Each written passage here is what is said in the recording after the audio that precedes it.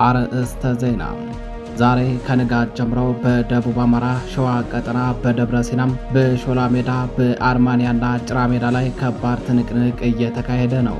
እስከ ረፋድ ድረስ ባለው ደብረ ሲና ከተማ በፋኖ ቁጥጥር ስር ገብታ ያረፈደች ሲሆን በከተማ ውስጥ የሚገኘው ትልቁ የአየር ወለድ ኮማንዶ ካምፕ በፋኖ ብትንትን ወጥቷል። በርካታ የኮማንዶ አባላትም የፋኖ አፈሙዝ ሲሳይ ሆነው ቀርተዋል። ጸረ አማራ ብልጽግና ቡድን የፋኖን ጥቃት ለመመከት ከአየር ኃይልና ከባህር ኃይል ጀምሮ የአየር ወለድ ኮማንዶዎቹንና መሰረታዊ ወታደሮቹን እንዲሁም ሌሎች ታጣቂዎቹን ያሰለፈ ቢሆንም ነገር ግን ሁሉ ግብስብስ ኃይል የፋኖን ግስጋሴ ሊያስቆም እንዳልቻለ ነው የተነገረው።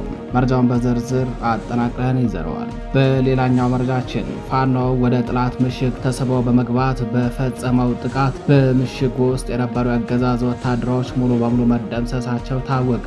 ከደብረ ታቦር ከተማ በቅርብ ርቀት የአገዛዙ ኃይል አይደፈሬ ሲል የሚጠራው ግዙፍ ምሽጉ አጥቢያ ሌሊቱን በፋኖ ክንድ ድርምስምስ ወጥቶ አድሯል። ፍጥነትን፣ ጀግንነትንና ኃያልነትን እንዲሁም ጥልቅ የሽምቅ ሳይንስ እውቀትን ያጣመረ ነው በተባለው በዚህ ኦፕሬሽን ምሽጉ በቦምብ ብትንቱን የወጣበትና በምሽጉ ውስጥ የነበረው የጠላት ወታደሮችም ጭዳ ሆነው ያደሩበት ድል ነው የተገኘው ተብሏል።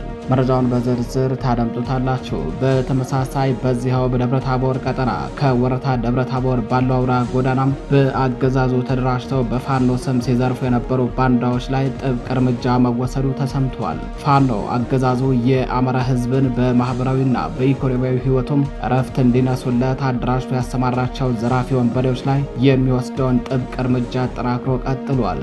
መረጃውን በዝርዝር እንመለከተዋለን።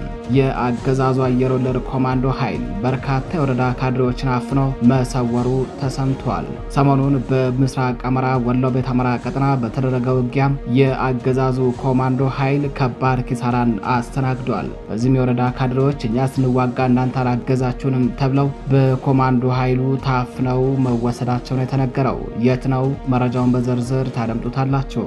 ሰላም ጤና ይስጥልኝ። የተከበራችሁ መረብ ሚዲያ ቤተሰቦች እንደምን አረፈዳችሁ፣ እንደምን ዋላችሁ።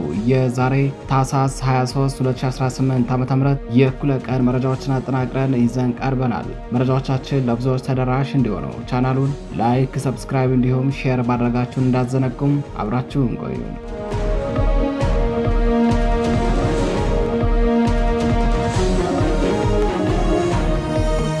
ወደ ቀዳሚው መረጃችን አለፍን።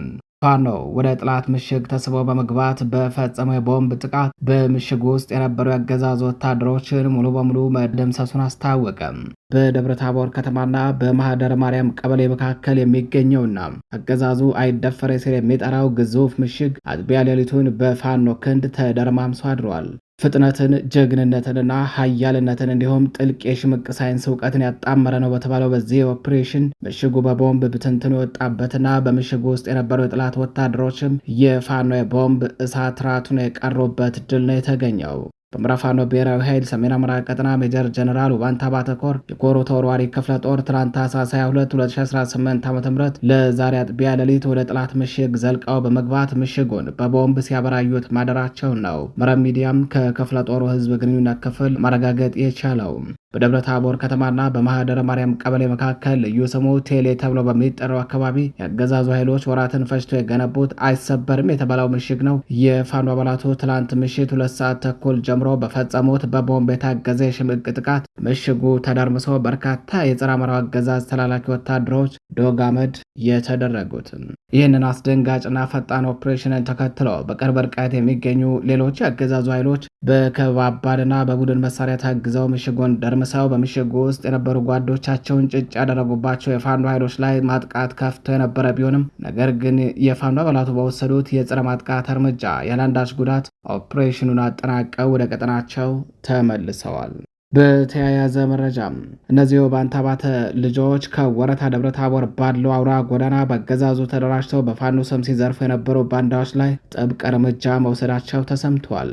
በምዕራብ ፋኖ ብሔራዊ ኃይል ሰሜን አማራ ቀጠና ሜጀር ጀነራል ውባንታ ባተ ኮር ስር ከነበልባሉ ፎገራ ክፍለ ጦር የተወጣጡ የፋኖ ኃይሎች በወረታና በደብረ ታቦር መካከል ማለትም ሀገረ ሰላም፣ አርባምባ፣ በቆሽ በርና ውር ተብሎ በሚጠሩ አካባቢዎች ላይ በወሰዱት እርምጃ ነው በርካታ ባንዳዎችን ሙትና ቁስለኛ በማድረግ ቀጠናውን ማጽዳታቸውን መረብ ሚዲያ ከክፍለ ጦሩ ህዝብ ግንኙነት ክፍል ለማረጋገጥ ችሏል። ፋኖ አገዛዙ የአማራ ህዝብን በማህበራዊና በኢኮኖሚያዊ ህይወቱ እረፍት እንዲነሱለት አደራጅቶ ያሰማራቸው ዘራፊ ወንበዴዎች ላይ የሚወስደው ጥብቅ እርምጃ ተጠናክሮ ቀጥሏል። የተከበራችሁ አድማጭ ተመልካቾቻችን ወደ ሌላኛው መረጃችን አለፍን። ዛሬ ከንጋት ጀምሮ በደቡብ አማራ ሸዋ ቀጠና በደብረ ሲና በሾላ ሜዳ በአርማንያና ጭራ ሜዳ ላይ ከባድ ትንቅንቅ እየተደረገ አርፍዷል። እስከ ረፋር ድረስ ደብረ ሲና ከተማ በፋኖ ቁጥጥር ስር ገብታ ያረፈደ ሲሆን በከተማ ውስጥ የሚገኝ አንድ ትልቅ የአየር ወለድ ኮማንዶ ምሽግ መደርመሱንና በምሽግ ውስጥ የነበሩ የአየር ወለድ ኮማንዶ አባላትም ሙትና ቁስለኛ መደረጋቸው ታውቋል። በውጊያው በርካታ የጠላት ኃይል ልክ እንደ ደረቀ ዛፍ ቅጠል ረግፏል። የአገዛዙ ኃይል ተፍረክርኳል፣ አልቻለም ነው የተባለው። የአፋድ ሸዋ ጠቅላይ ግዛት እዝ መሐመድ ቢሆነኝ ኮር ከአጼ አምደ ጽዮን ኮር የተወጣጡ የፋኖ ኃይሎች የብልጽግናውን አየር ወለድ ኮማንዶ ክፍለ ጦር እንዲሁም ሪፐብሊካን ጋርድ ወደሚገኝበት ጣርማ በር፣ ደብረ ሲናና በአርማንያ ከተሞች ዘልቀው በመግባት የተቀናጀ ጥቃት በመክፈት ድል ተጎናጽፈው ውለዋል። በተመሳሳይ በደብረ ሲና ከተማ የገባው የፋኖ ኃይል ልዩ ቦታው ቦርቾሌ ተብሎ በሚጠራው አካባቢ የመሸገው የጠላት አየር ወለድ ኮማንዶ ኃይልን ምሽጉን በመስበር ይህን ወራሪ ኃይል ድምጥማጡን አጥፍቶታል። ጠላት ብልጽግና ቡድን በቀጠናው ያሰማራው ተጨማሪ የ105ኛ ክፍለ ጦር ኤሊት ፎርስ አየር ወለድ ኮማንዶ ኃይልም እንኳን የፋኖ ይዞታዎችን ሊያስለቅቅ ይቅርና ራሱን መውጫ ማምለጫ አጥቶ በፋኖ ስናይፐር እየተለቀመ ይገኛል። አናብስቶቹ ደብረ ሲና ከተማን ተቆጣጥረው ያገዛዙን ጦር ከደመሰሱ በኋላ የማረኩትን መሳሪያ በማረኩት ሰራዊት አሸክመው አካባቢውን ለቀው መውጣታቸውን የተገለጸው። ምክንያቱም የአገዛዙ ኃይል ከተማዋን በከባድ መሳሪያ እየደበደበ ስለነበረ የሰብአዊ ጉዳት ላለማድረስ ሲሉ የፋኖ ኃይሎቹ ኦፕሬሽናቸውን ካሳኩ በኋላ አካባቢውን ለቀው ወጥተዋል። በዛሬው የተቀናጀ ኦፕሬሽን የአምባገነኑ ስርዓት ተላላኪ የሆነው ኤሊት ፎርስ አከርካሪውን የተመታ ሲሆን በእግረኛ ሰራዊት የተሸነፈው ብልጽግና ሰሞኑን የራሱን ምርኮኞችን ጨምሮ በንጹሐን ወገኖች ላይ በፈጸመ የድሮን ጥቃት በግፍ የተጨፈጨፈ ወገኖችን ደም ሳይውል ሳያድር ጥላት ባለበት 3 ቀጠናዎች ዘልቆ በመግባት የወገኖቻችንን ደም መልሰናል ነው ያለው እዙ ባወጣው መግለጫ። በሸዋ ተራሮች አናት የአሞራ ቀለብ ሆኖ የቀረው የአገዛዙ ሰራዊት ምላሱ ብቻ በቀረው የብልጽግና ተከፋይ ሚዲያ ሚሊሾቹ አማካኝነት ሰሞኑን ፋኖን እያጸዳው እየደመሰስኩ ነው ቢልም በዛሬው ዕለት ሸዋ ጠቅላይ ግዛት ህዝብ በወሰደው የመልሶ ማጥቃትና በቆረጣ በተገኘ ድል መላ ሰራዊቱ ኮርቷል ሲል እዙ ባወጣው መረጃ ገልጿል። ወደ ሌላኛው መረጃችን አለፍን።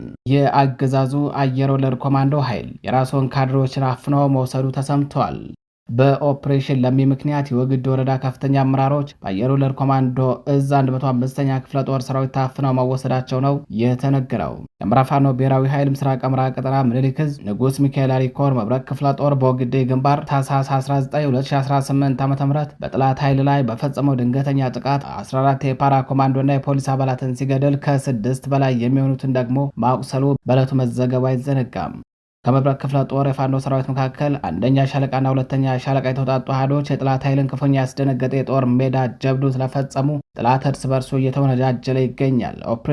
ኦፕሬሽን ለም የሚባለውና ወግዴ ወረዳ ለሚ ቀጠና ውስጥ ካቢላ የተፈጸመው ድንገተኛ ጥቃት ያስከተለውን ከፍተኛ መደናገጥ ተከትሎ የአየር ወለድ ኮማንዶ እዝ 105ኛ ክፍለ ጦር አመራሮች ዛሬ ማለትም ታህሳስ 21 2018 ዓ.ም የወግዴ ወረዳ ገቢዎች ጽህፈት ቤት ኃላፊ አቶ መኮንን አማራ፣ የወግዴ ወረዳ ሚሊሻ ጽህፈት ቤት ኃላፊ አቶ ሙልጌታ አድራጋውና የወግዴ ወረዳ ጤና ጥበቃ ጽህፈት ቤት ኃላፊ አቶ አራቡ እንድሪስ በ105ኛ ክፍለ ጦር ሰራዊት ታፍነው መወሰዳቸው ተነግረዋል።